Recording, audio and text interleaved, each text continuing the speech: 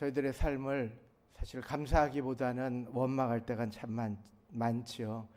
그리고 지금까지 이렇게 지나왔지만 저희들이 참 감격스럽기보다는 저희들의 삶 속에 부족한 것만 찾는 것이 우리들의 삶입니다. 우리 이관영 선교사님은 감사로 그의 삶을 돌아보고 주님을 위해 나머지 삶을 바치는 삶을 살아가고 계십니다. 오늘 두 번째 말씀은 원망보다 감사라는 제목입니다. 요즘에 보니까요, 인터넷과 SNS를 통해서 역사상 이렇게 가장 많은 말이 오고 가는 시대를 산 적은 없는 것 같습니다. 하루에도요 수억 개의 글이 올라오고 수십억 개의 댓글이 달립니다. 근데 그 말의 대부분은요 원망과 불평과 분노입니다. 이게 증폭이 돼요. SNS가 원망의 증폭이 되고 댓글창은 대부분 보면 분노의 광장으로 이렇게 변해버렸어요. 세대가 세대를, 지역이 지역을, 이웃 계층이 계층을 원망하고, 정치를 원망하고, 경제를 원망하고, 이웃을 원망하고, 아내를 원망하고, 또 교회를 원망하고들 살아갑니다. 근데 참 충격적인 것은 태어난 것을 원망하고 이 나라에 살고 있는 것을 원망하는 목소리까지 들립니다. 그런데요, 오늘 성경은 우리들에게 조용히 묻습니다. 원망이 우리를 더 나은 곳으로 데려간 적이 있었습니까? 원망이 문제를 해결한 적이 있었나요? 원망하면서 우리가 자유를 경험한 적이 언제 있었나요? 저는 오늘 민수기 14장 본문 앞에서 우리 모든 그리스도인들이 한 가지 선택을 저희들이 하기를 원합니다.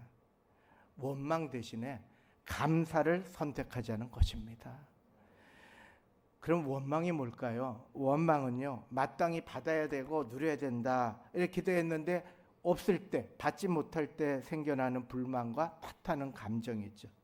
그러니까 기대가 클수록 원망도 커지고 의존이 클수록 원망도 깊어지는 거예요. 근데 원망을 보니까요, 세 가지 특징이 있더라고요. 첫째는 전염병입니다. 전염병. 민수기 14장에 오늘 말씀해 보니까 이스라엘 백성이요, 가나안 땅 바로 앞에 와 있어요. 가데스 바네아에 도착했습니다. 이집트의 노예 시절에 꿈에 그리던 약속의 땅이 앞에 펼쳐져 있어요. 그래서 12명의 정탐꾼을 보냈고 40일 만에 그들이 돌아왔습니다. 근데 10명이요 부정적인 보고를 해요. 민수기 13장 33절에 거기 거인 같은 사람들이 있다. 우리는 보니까 우리 메뚜기 같아. 우리가 뭘 하겠냐? 그렇게 얘기를 하는 거예요. 그러니까 갑자기 60만 명이 마음이 무너집니다. 그리고 민수기 14장 1절에 오늘 말씀이 나오죠. 온 회중이 소리를 높여 부르짖으며 백성이 밤새도록 통곡했다는 거예요. 원망은요, 개인적인 감정이 아닙니다. 바이러스입니다. 10명의 부정적인 말이요, 온 민족을 감염시켜버렸어요. 오늘도 다르지 않습니다. 한 사람의 원망 섞인 말과 글이요, 수만 명의 마음에 불을 지릅니다. 우리 가정에서 그렇고요, 우리 교회에서 그렇고, 우리의 직장에서 그래요. 원망 한마디가 식구를, 공동체를 다 병들게 할 때가 많아요. 참 제가 창피한 얘기지만 우리 아이들이 어렸을 때, 중고등학교 때 이야기예요. 제가 이렇게 집에 이렇게 들어가려고 그러는데 집에 입구에서 까르르 소리가 나요. 애들이 막 재밌게 웃고 또 막 이렇게 해서 아, 재밌게 지내는구나. 우리 저하고 우리 딸하고 아이하고 이렇게 재밌게 그 웃음소리가 들렸어요. 근데 문을 열고 들어가는데 가자마자 쓰레기가 이렇게 좀 앞에 펼쳐져 있는 거예요. 근데 제가 그 말을 하지 말아야 되는데 근데 어떻게 그랬냐면 이거 누가 그랬어? 그랬더니 어떤 일이 벌어진 줄 아세요? 갑자기 웃음소리가 사라지고 전부 다 죄송합니다 이런 표현 우리 친구들한테 죄송 바퀴벌레처럼 싹 사라져. 쓰레기가 문제입니까? 제가 문제입니까? 원망은요 전염병입니다. 두 번째는요, 원망은 기억을 왜곡시켜요. 2절 3절에 보니까 백성들이 뭐라 그러냐면 이스라엘 자손이 다 모세와 아론을 원망했다 그랬어요. 그러면서 뭐라 그러냐면 차라리 우리가 이집트에서 애굽 땅에서 죽든지 이 땅에서 죽었으면 좋았을 텐데 왜 여기까지 끌고 왔느냐 이렇게 이야기를 하는 거예요. 그러니까 지금 노예였던 애굽 시절을 그리워하고 있는 거예요. 근데 여러분 원망이 들면 있나 봐요. 잊어버리나 봐요. 거기에서 어떻게 살았는지를 다 잊어버리는 거예요. 피라미드를 짓느라고 채찍 아래서 신음했던 그 시간들이에요. 갓난아이가 태어나면 나일강에 던져야 되는 그 참혹한 시간들이에요. 근데 그걸 다 잊어버리고 그 원망 한마디로 차라리 과거의 노예 시절로 돌아가자는 거예요. 그때가 더 낫다는 거예요. 여러분, 이게 원망의 심리예요. 오늘 이 땅을 보십시오. 세계 10위의 경제대국, 원조를 받던 나라가 원조를 해주는 나라가 된 유일한 국가, 세계에서 지금 유일한 국가, 기적의 나라입니다. 그러나 여러분 원망의 눈으로 보면요, 이 모든 것이 절망이고 이 모든 것이 불이고 이 모든 것이 다 다툼거리만 보이는 거예요. 세 번째, 원망은 그러면 끝이 무엇인가, 결론이 무엇인가가 성경에 분명히 나와요. 오늘 4절에 최종 결론이 나옵니다. 이에 서로 말하되 우리가 한 지휘관을 세우고 애굽으로 돌아가자. 그러니까 이제 앞으로 가야 될 사람이 노예 땅으로 돌아가자는 거예요. 전진을 해야 되는데 원망의 목적이 어딥니까? 전진이 아니라 후퇴예요. 자유가 아니라 속박으로 가자는 거예요. 여러분, 원망은 결코 우리를 더 나은 곳으로 이끌지 않습니다. 개인도, 가정도, 공동체도, 교회도 원망이 지배하면 반드시 퇴행하게 되어 있습니다. 그뿐만 아니에요. 원망은요, 미움으로 한이 남아요. 불신앙으로 이어져요. 하나님도 떠나게 돼요. 그렇게 잘하던 신앙생활도 순식간에 냉랭해져 버리는 겁니다. 처음에는 불만족한 조건 때문이었는데 방치하다 보니까 사람 자체를 미워하기 시작하고요. 원한으로 발전해요.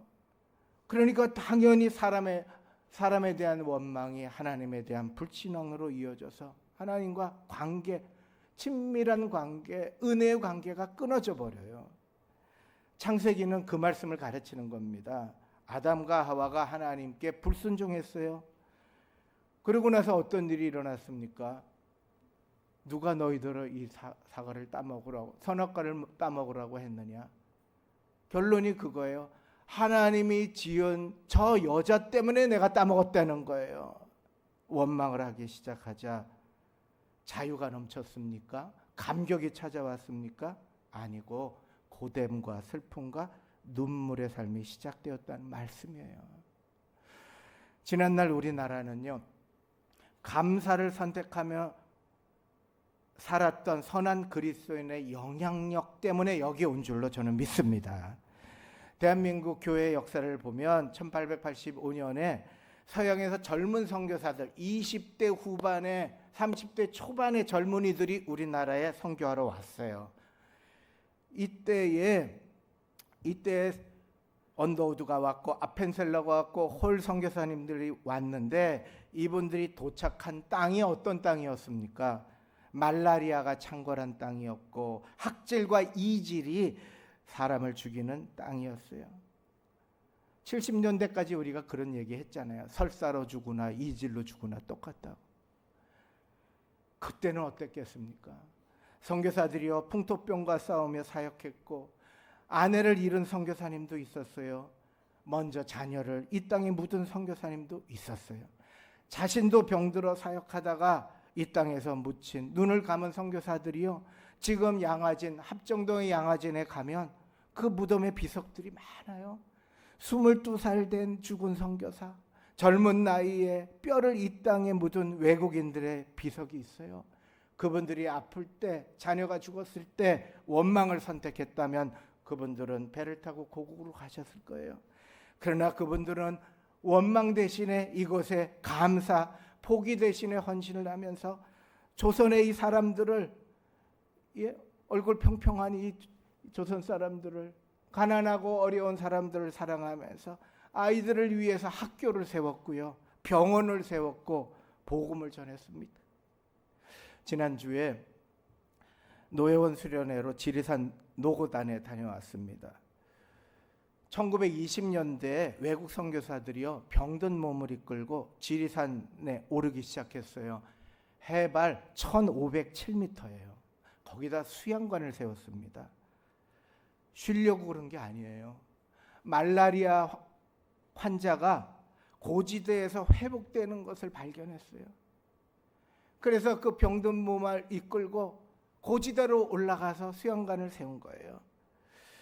단순한 요양시설이 아니에요. 거기서 한국어로 성경이 번역되었고 선교 전략이 논의가 됐어요. 자녀가 죽고 아내가 죽어가는 젊은 선교사들이에요.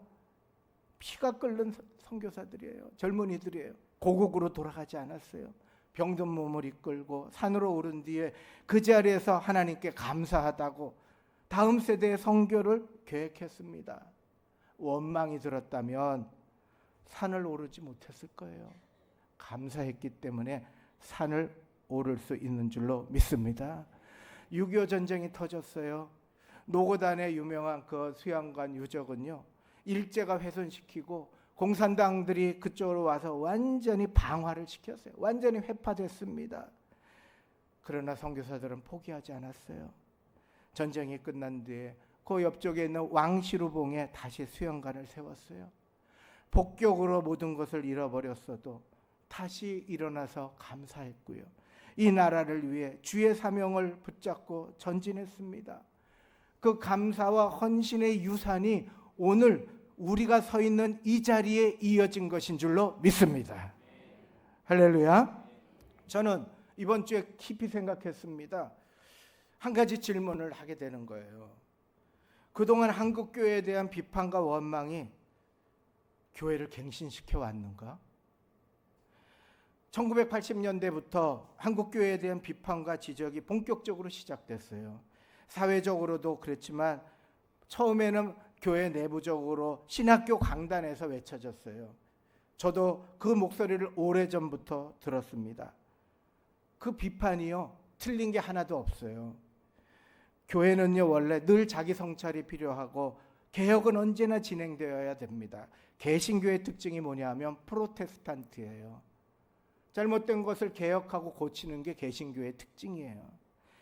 그런데 지속적으로 끊임없이 비판하고 공격하는 일들이 되면서 이제 사회에서도 아예 그렇게 분위기가 형성이 돼버렸어요. 그러나 40년이 지난 지금 물어봐야 됩니다. 지난 40년의 비판과 원망이 교회를 갱신시켜 왔는가? 비판의 목소리가 커질수록 교회가 더 거룩해졌는가? 원망이 늘수록 신앙이 더 깊어졌는가? 아닌 것 같습니다.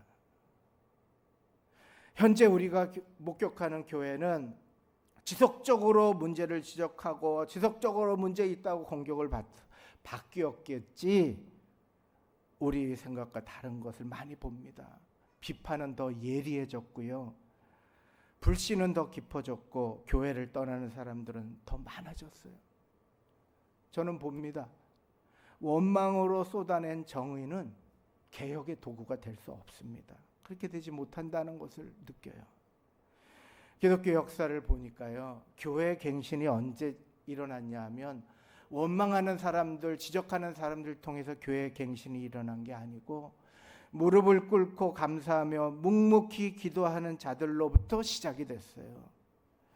2, 3세기에 보니까 로마가요, 나라를 확장하면서 어디까지 확장했냐 하면 그리스는 이 영국 지역까지, 프랑스, 그 다음에 그리스 시대 때는 영국까지 못 갔거든요. 그리고 밑에 아프리카 지역, 지금의 말하면 모로코까지 못 갔습니다. 로마는 거기까지 다 점령했어요. 그러다 보니까 외국에 있던 군인들이 돌아올 때 전염병을 가지고 온 거예요. 많은 사람들이 죽었습니다.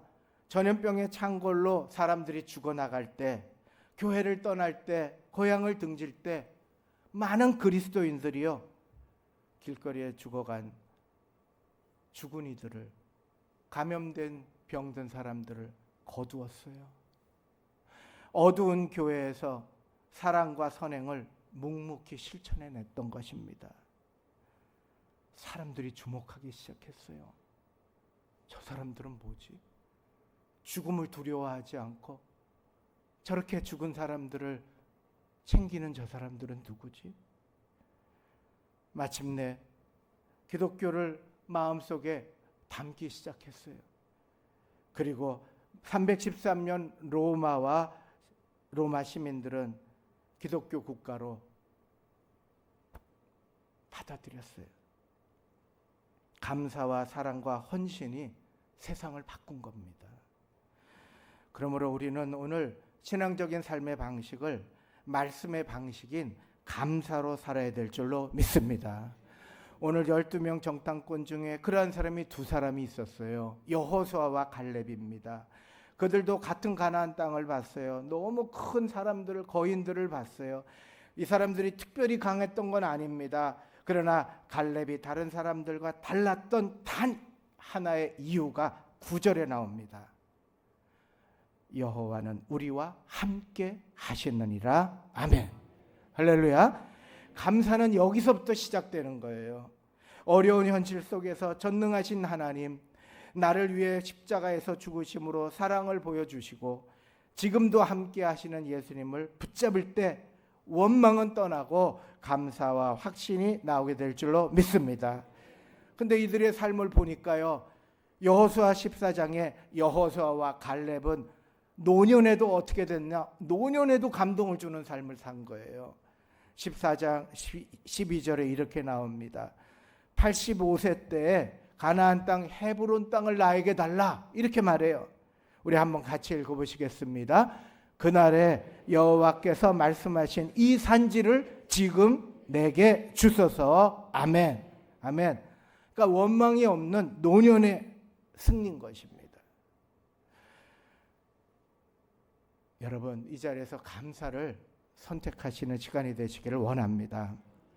참 예민한 시대에 살고 있습니다. 정치적으로 특히 또 최근에 더 예민해졌습니다. 경제적으로 말할 수 없이 처참합니다. 관계에 있어서는 너무 많이 망가져 있습니다.